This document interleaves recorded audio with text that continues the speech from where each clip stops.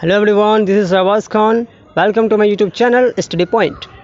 This is the first part of class 10 Science chapter 1 Chemical Reactions and Equations. Okay, chemistry का ये chapter 1 chemical reactions and equations का ये first part है। तो इसमें आते हैं, सबसे पहले हम लोग को पहला टॉपिक है हमारा फिजिकल चेंज। ओके, थोड़ा बड़ा करता है इसको।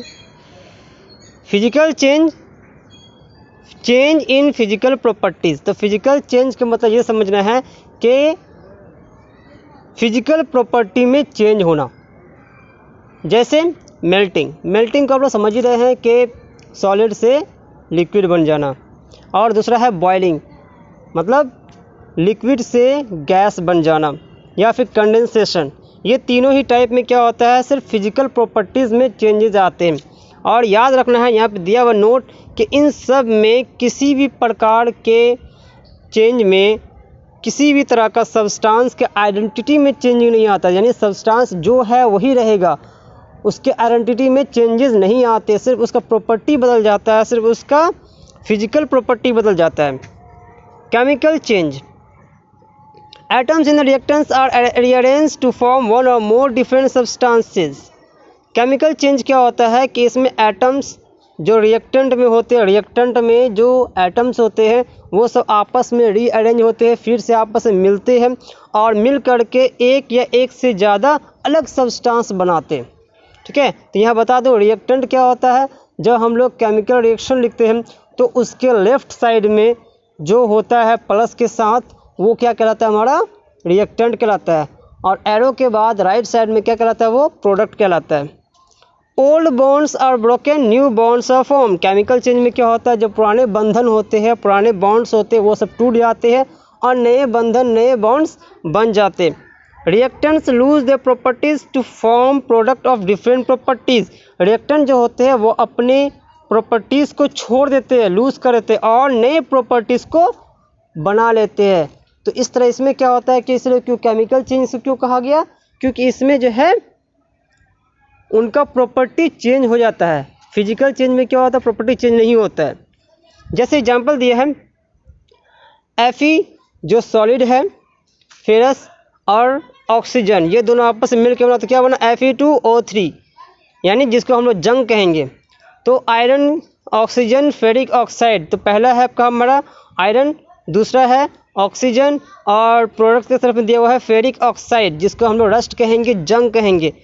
तो इस तरह क्या हो गया कि ये दो अलग अलग चीज़ आपस में मिल करके क्या हो गया, अपना फिजिकल प्रॉपर्टी को वो चेंज कर दिया।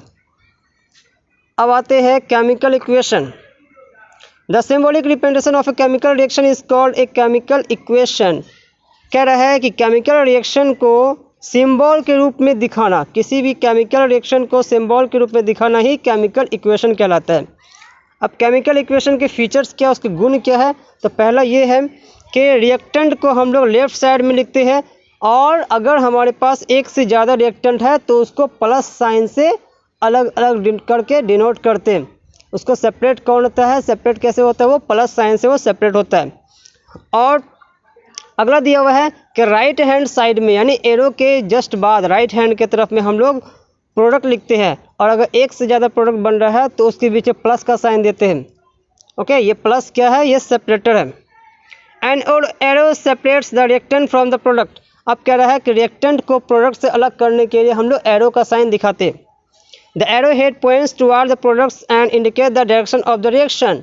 कह रहा है कि एरो का हेड जो होता है वो प्रोडक्ट की तरफ होता है, जो हम लोगों को ये दिखाता है कि रिएक्शन किस तरफ हो रहा है, रिएक्शन का डायरेक्शन किस तरफ है। नेक्स्ट है हमारा skeletal chemical equation. A chemical equation which simply represents the symbols and formulas of reactants and products taking part in the reaction is known as skeletal chemical equation for a reaction.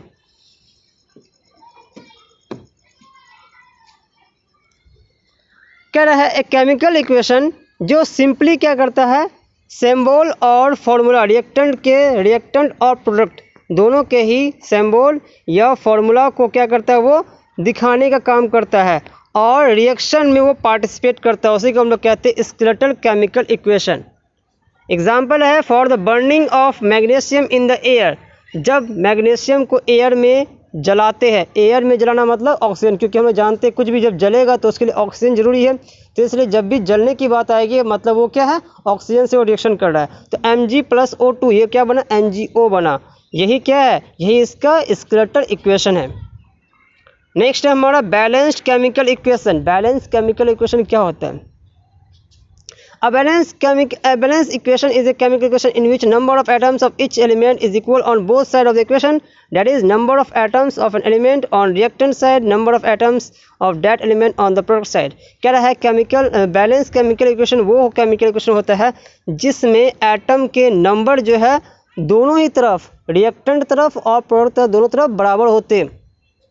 ठीक है, तो इस तरह क्या होता है, इसी को हम लोग कहते हैं बैलेंस केमिकल इक्वेशन। और केमिकल इक्वेशन का बैलेंस क्यों किया जाता है, क्योंकि हम लोग जानते हैं law of conservation of mass, law of conservation of mass की वजह से हम लोग केमिकल इक्वेशन को बैलेंस करते हैं, क्योंकि हम लोग जानते हैं कि प्राकृतिक में कोई भी चीज़, कोई भी नया चीज़ बनता नहीं है। हम लोग जो है कोई भी नया चीज़ बना नहीं सकते, हम लोग जो बनाया हुआ चीज़ है उसका रूप को चेंज कर सकते हैं। तो इस तरह बैलेंस केमिकल, हम लोग केमिकल इक्वेशन बैलेंस क्यों करते हैं, क्योंकि हम लोग ये जानते हैं कि प्रकृति में कोई भी नया चीज़ बनती नहीं है, वो अपने रूप में चेंजेस होती रहती है। ठीक है, यानी रिएक्टेंट में हम लोग जितना पदार्थ लिए हैं, जितना मास है उसका एटम का, जितना नंबर है, वही उतना ही पार्ट, उतना ही नंबर या उतना ही वैल्यू, उतना ही मास जो है प्रोडक्ट साइड भी होना चाहिए। अब अगला आता है आइडेंटिफिकेशन। कंबशन, सबसे पहले है रिएक्शन, कंबशन रिएक्शन आप लोग पढ़ना है। AB, यहाँ पे AB नाम से जो है कोई एक रिएक्टेंट को दिखाया है, AB+O2, ये क्या बना, oxide of A and B। कह रहा है कि AB एक रिएक्टेंट है ऑक्सीजन के रूप में, यानी इसको जलाया जा रहा है, कंबशन मतलब जलाना, उसको जलाया जा रहा है तो क्या होगा, ये A और B का ऑक्साइड बन जाएगा। कम्बिनेशन, कम्बिनेशन को समझना है कि कंबाइन, कम्बिनेशन जो बना है वो कंबाइन वर्ड से बना, कंबाइन का मतलब होता है मिलना।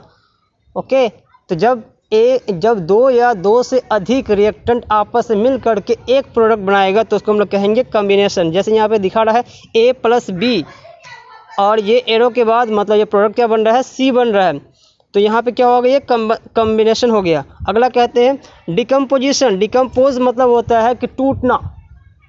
ठीक है, तो यहाँ पर AB नाम का एक रिएक्टेंट था, वो टूट करके A अलग हो गया, B अलग हो गया। ओके, अगला है डिस्प्लेसमेंट। डिस्प्लेसमेंट का मतलब समझते हैं कि डिस्प्लेस मतलब होता है कि एक का स्थान कोई दूसरा ले लेना। जैसे मान लो कि स्कूल में जाते हो और मान लो आप क्लास में फर्स्ट बेंच पे बैठते हो और किसी दूसरे दिन क्या हो गया कि किसी ने आपके स्थान पर जाके बैठ लिया, तो मतलब क्या हो गया कि वो जो है डिस्प्लेस कर दिया, वो अपने स्थान को छोड़ करके आपके स्थान में बैठ गया। अब आपको अपना स्थान छोड़ के कहीं और जाना पड़ेगा। तो इसी तरह क्या होता है, डिस्प्लेसमेंट रिएक्शन भी उसी प्रकार होता है। यहाँ पे क्या रहा है A+BC, A है एक रिएक्टेंट, BC एक रिएक्टेंट है, और इक्वेशन क्या हो गया, AC बन गया प्लस B अलग हो गया, मतलब AC के साथ जा करके A जुड़ गया और B अकेला रह गया, तो यही हो गया डिस्प्लेसमेंट।